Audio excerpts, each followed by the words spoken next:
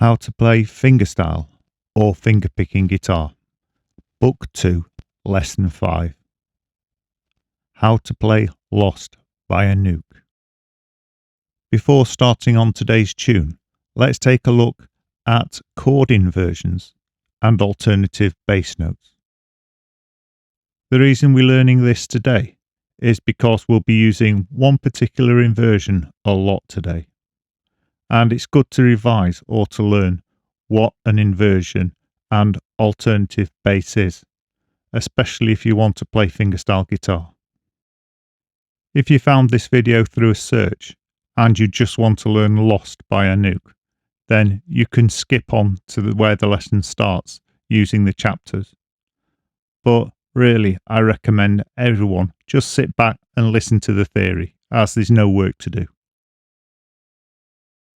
This is what chords with altered bass notes look like, where the letter before the forward slash is the chord name, and the letter after the forward slash is the bass note. Hopefully, most of the time that you come across a chord like this, you'll have tablature, which will tell you which bass note to play. However, if you don't have tablature, and you don't know the name of the notes on your guitar, you could be in trouble. So it's a good idea to learn the names of the notes on the guitar for at least the bottom 2 or 3 strings. With this in mind, I've put a link below in the description to a lesson on how to remember all the names of the notes on your guitar in easy steps. If you don't know the names of the notes on your guitar, I really recommend you going through that lesson. But for now, in the PDF of Book 2 of this course, at the end there's an appendix with a fret map that gives you the names of all the notes on your guitar. And if you haven't got the ebooks yet, you can get them completely free at www.ebooks4guitar.com. And if you want to follow this course, I really recommend you download the ebooks.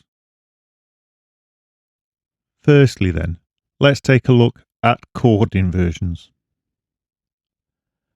And I'll be teaching this in a very simplified way, because to understand it properly, you need to go through the lessons on chord theory. Again, I'll put a link to the playlist down below in the description. The first thing you need to know is that both major chords and minor chords consist of only 3 notes, and those notes are the first, the third, and the 5th note of the scale with the same name.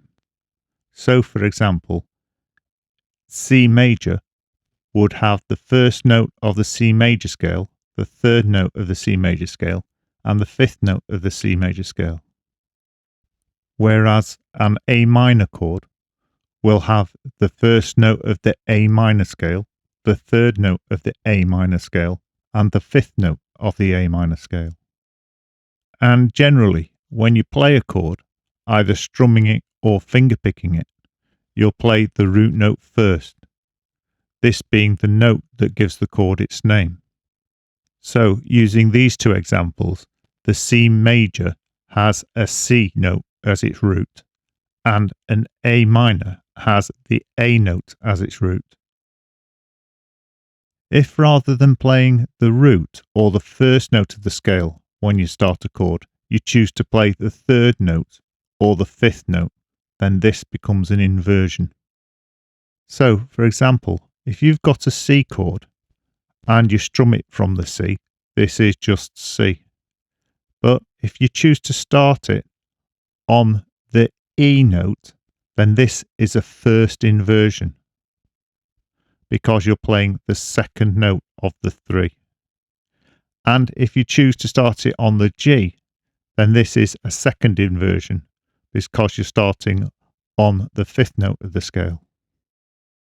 Now, using the C major chord as an example again, to explain why it's called a 1st and 2nd inversion, if we get the 1st note of the scale, the 3rd note of the scale, and the 5th note of the scale, it's C, E, and G, and this is called a triad.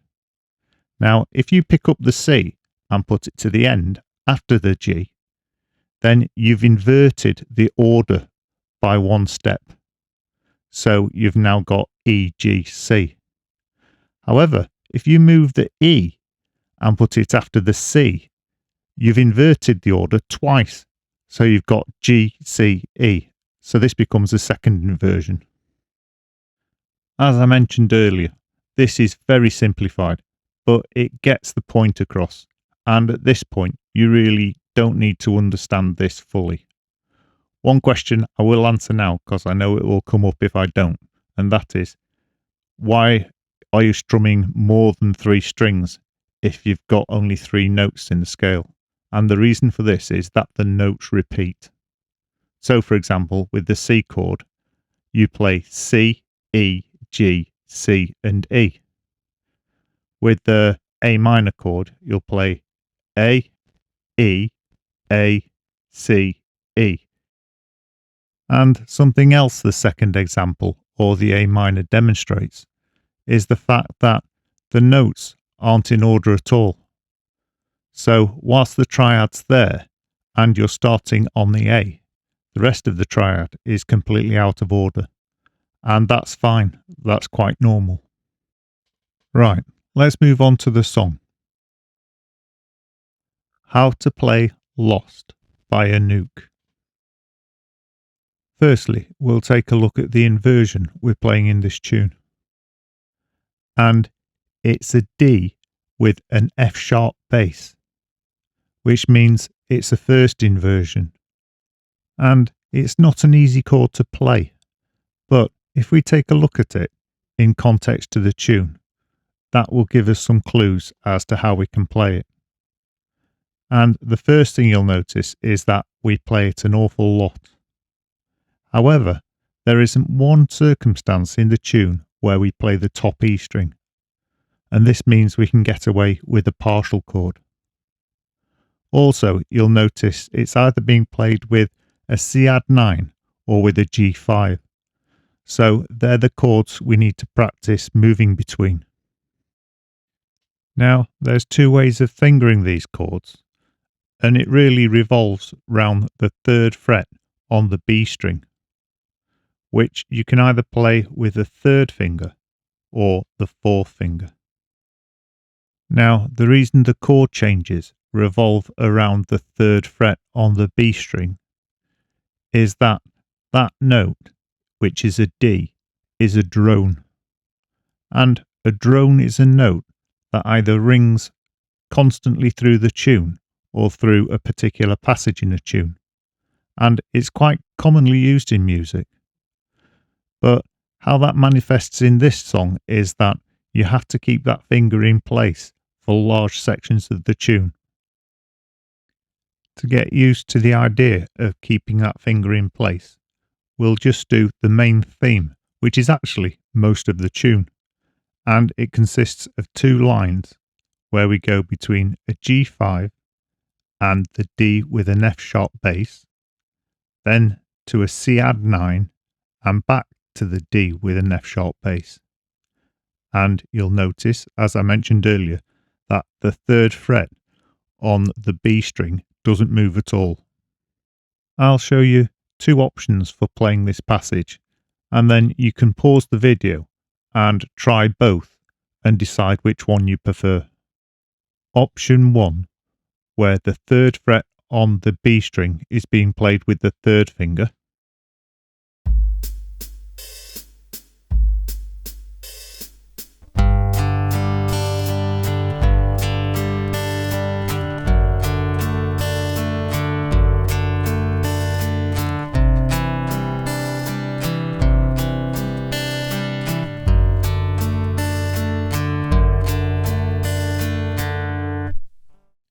And option 2, where the 3rd fret on the B string is being played with the 4th finger.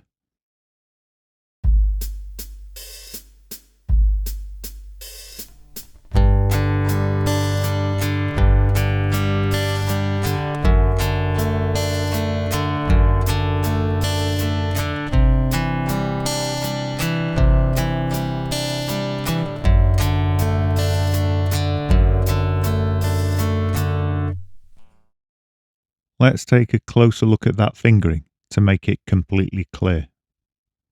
And we'll start by looking at option 1, where the third finger remains in place. The first shape is the G, which then moves over to the D with an F sharp bass. Then we go to the C add 9, finally going back to the D with the F sharp bass. Here that is again. G5, D F sharp bass, C add 9, D with the F sharp bass. Option 2 is where the fourth finger holds down the third fret on the B string. So let's put the fourth finger into place first and play the G5. Then we move to the D with an F sharp bass. Then move across to the C add 9 and finish back on the D with the F sharp bass. And here's option 2 again. G5, D with an F sharp bass, C add 9, D with an F sharp bass. With both options, whichever finger you choose to hold down the third fret on the B string remains in place. And this continues throughout the song. So it's not unusual for that finger to get a little sore. Before attempting to play this with any backing, let's take a quick look at the rhythm, which is 6/8 time, meaning there's 6 beats in the bar. Here's how to count the 6 beats with the drum beat. 1, 2, 3, 4, 5, 6. 1, 2, 3, 4, 5, 6. 1, 2, 3, 4, 5, 6. The finger picking pattern is quite simple, and it's one you would have learnt within the first few weeks of book 1 of this course. And it's primary, index, middle, annular, middle, index. Armed with that extra information, let's try theme 1 at 80 beats per minute with a 2-bar introduction. You might need to pause the video here in order to try the 2 different fingering methods and decide which one's best for you. To play this tune, I'd usually use option 2 with the 4th finger on the 3rd fret of the B string, leaving the 1st, 2nd and 3rd fingers free to do everything else. However, when I was filming this, I have found that the resting position of the 3rd finger obscures my other fingers. So I'm using the 3rd finger to finger the 3rd fret on the B string so that you can see clearly what I'm doing.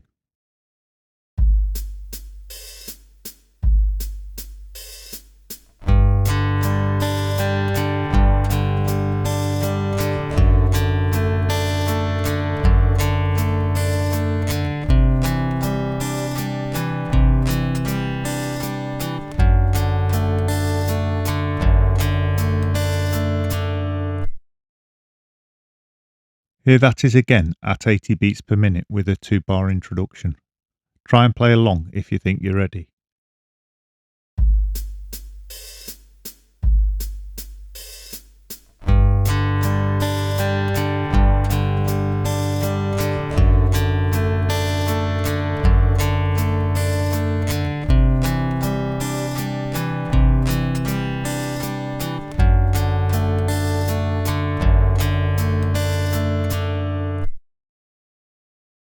Here that is again, but this time slightly faster at the full speed, which is 90 beats per minute.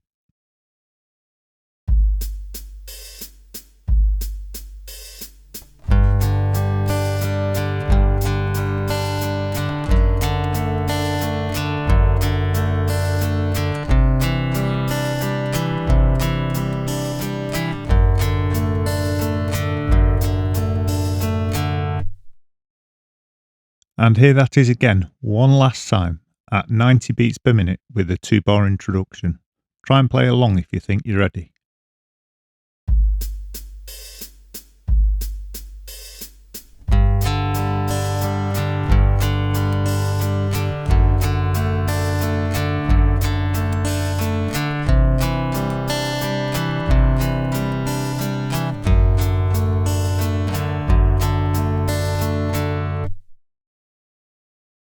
Theme 1 repeats again and again throughout the tune.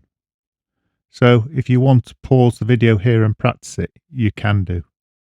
I've put the drum beats at the end of this video at 80 beats per minute and 90 beats per minute. So they're there if you want to practice with them. Right, let's start going through the tune now, and we'll start with the introduction. And the introduction is basically just theme 1, but you finish slightly earlier on the bass note in the last bar. Here's what it sounds like being played at 80 beats per minute with a 2-bar introduction.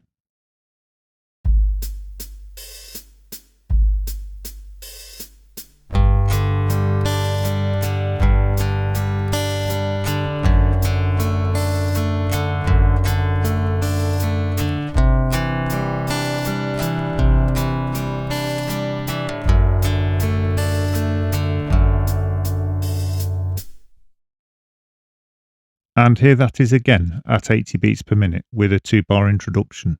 Try and play along this time if you think you're ready.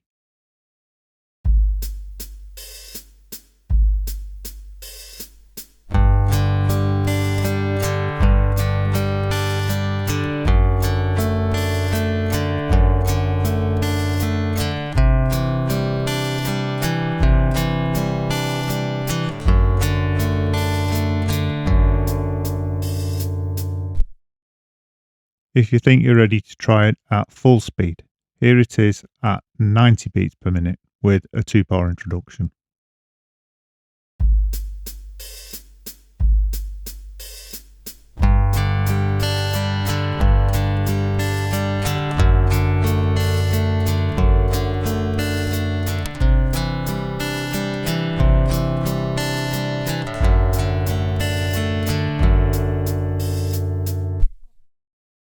Right, let's move on and take a look at the verse, which is also basically theme 1 repeated. However, if you look at the verse, in the first bar of line 2, you've got a hammer on the C add 9. And to play this, you basically prepare for the C add 9, but then release the first finger and play the open string. Then hammer the first finger into place. And I mean hammer it into place. It's not how hard you hit the string, but how fast. And if you hit it right, the note will continue to ring.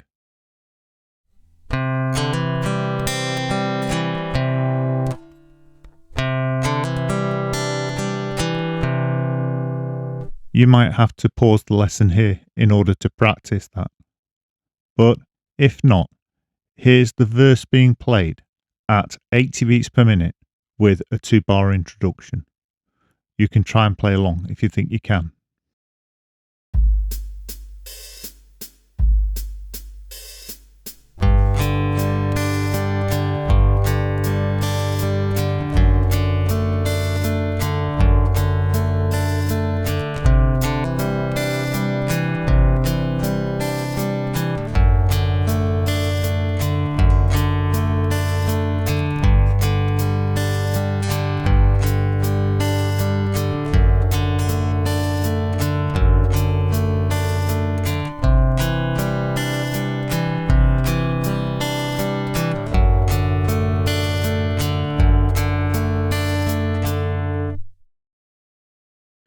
And here that is again with a 2-bar introduction in case you want to try playing along.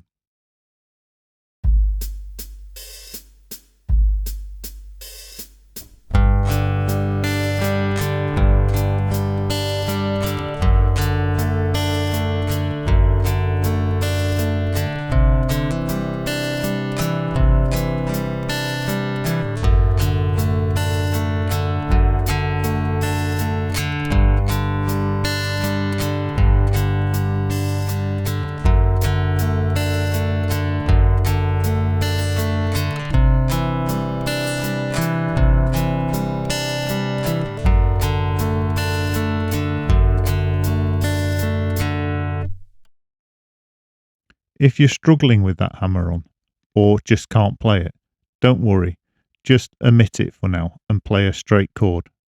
You can always put it back in at a later date. If you're ready to try the verse at full speed, here it is being played at 90 beats per minute with a 2-bar introduction.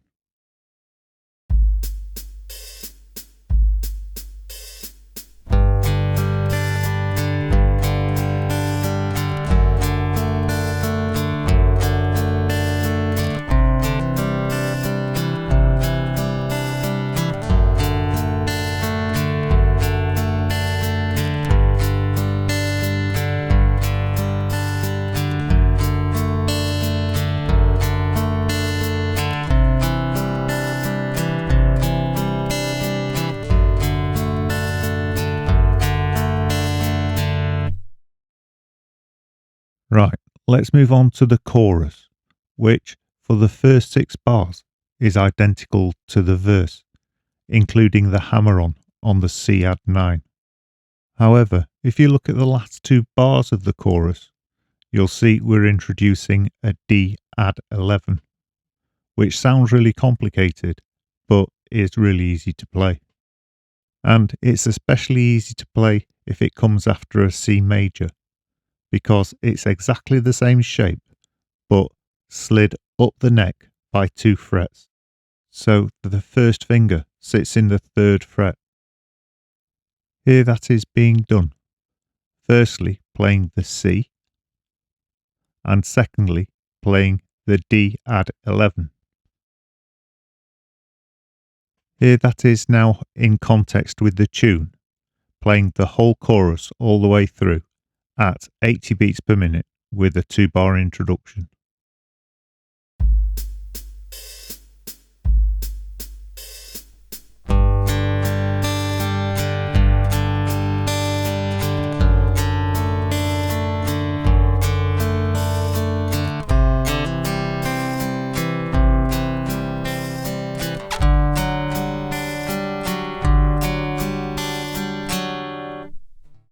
And here that is again at 80 beats per minute with a 2-bar introduction. This time, try and play along with it if you think you're ready.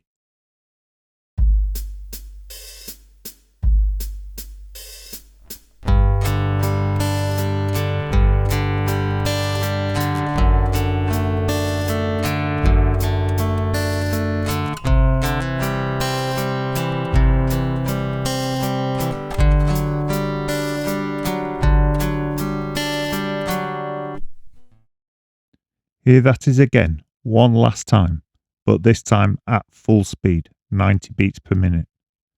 Try and play along if you think you're ready.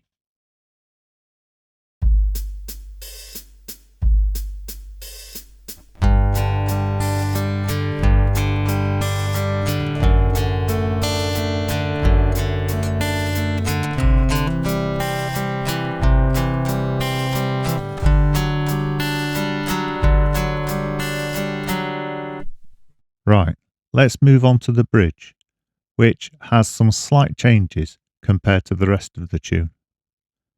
The first line is the same as the beginning of the intro, verse and chorus, but the second line, which is repeated, drops the drone for the first 2 chords, which are C and A minor.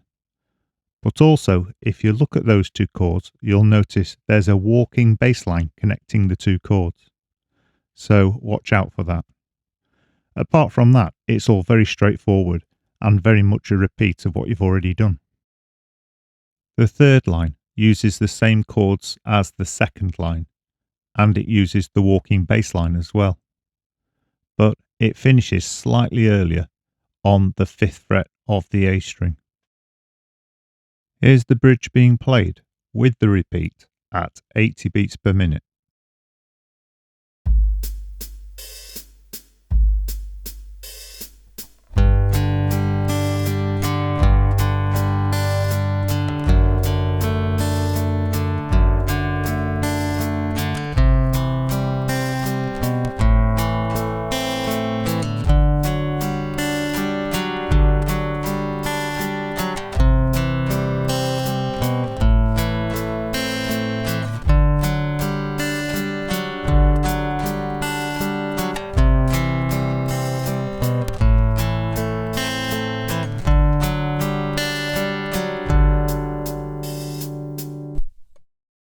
And here that is again at 80 beats per minute with a 2-bar introduction.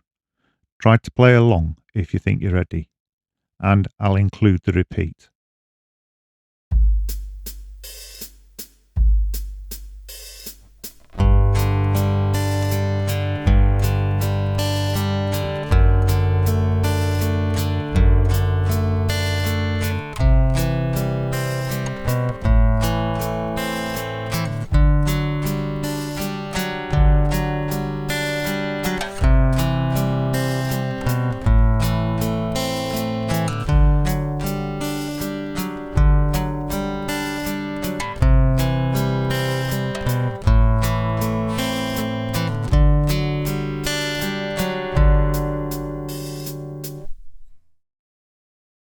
Let's play that one last time, but this time at 90 beats per minute with a 2-bar introduction and including the repeats.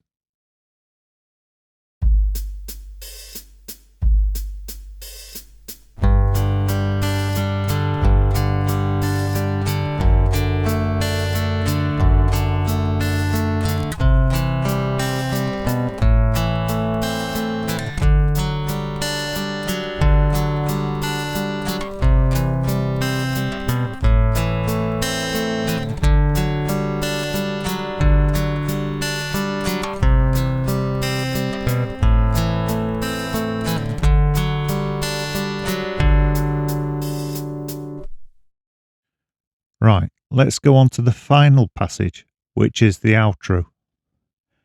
And chord-wise, this is very similar to the bridge, so it'll be quite easy to play, but it's got a slightly confusing repeat going on.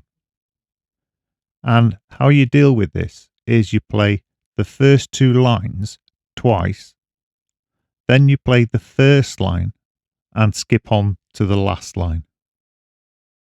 You'll notice that the last 2 chords of the last line are strummed. And in the actual tune, the drums have stopped at this point, so there's a large pause between the 2 chords. However, for the sake of this tutorial, we'll do it in time with the drum beat. I'll play through it at 80 beats per minute with a 2-bar introduction, and I'll include all the repeats. For the first time, just try to follow what I'm doing with the tablature.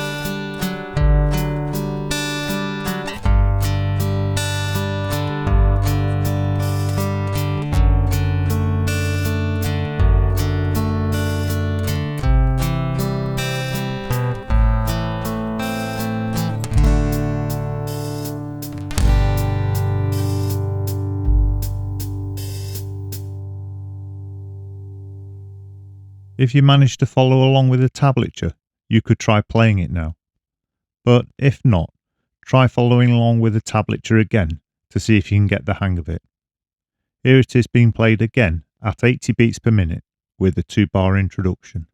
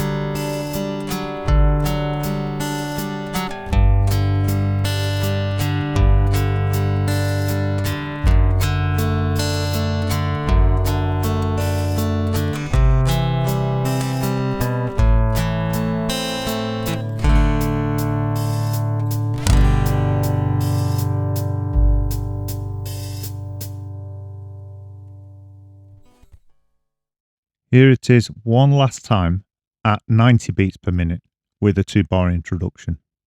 If you think you're ready, try to play along with it.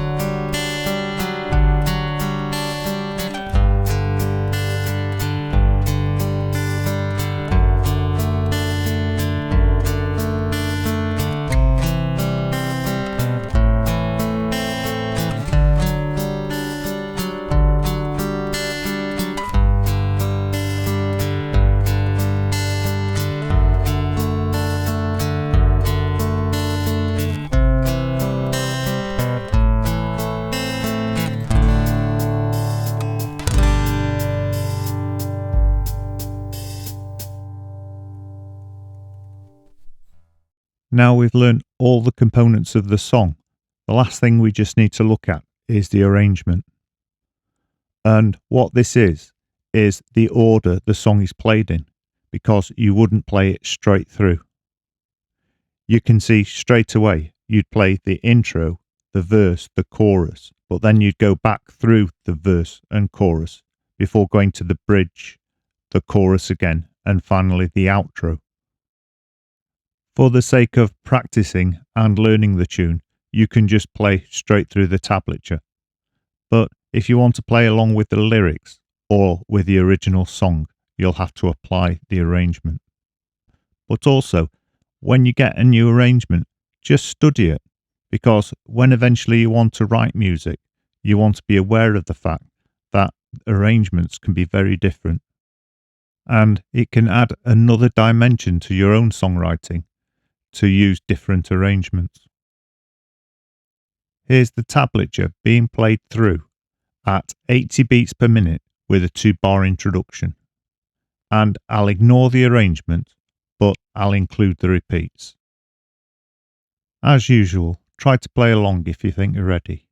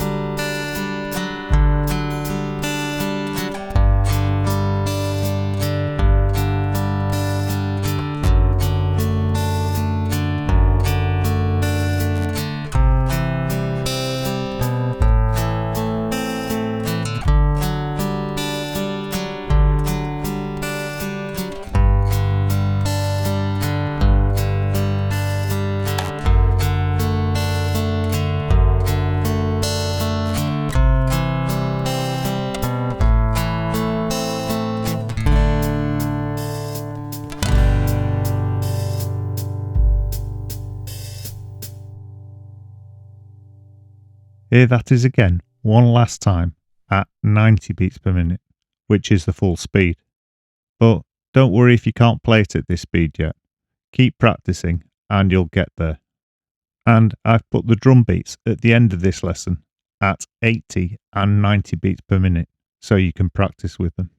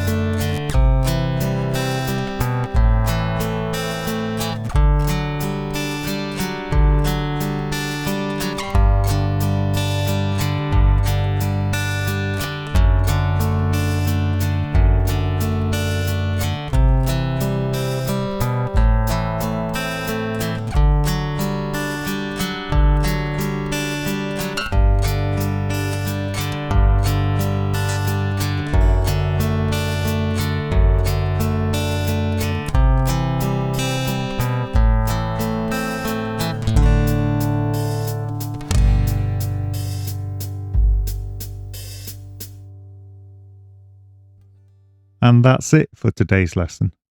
If you enjoyed it and you're new to the channel, please like, subscribe and hit the bell icon, and then you'll be notified when I upload new videos.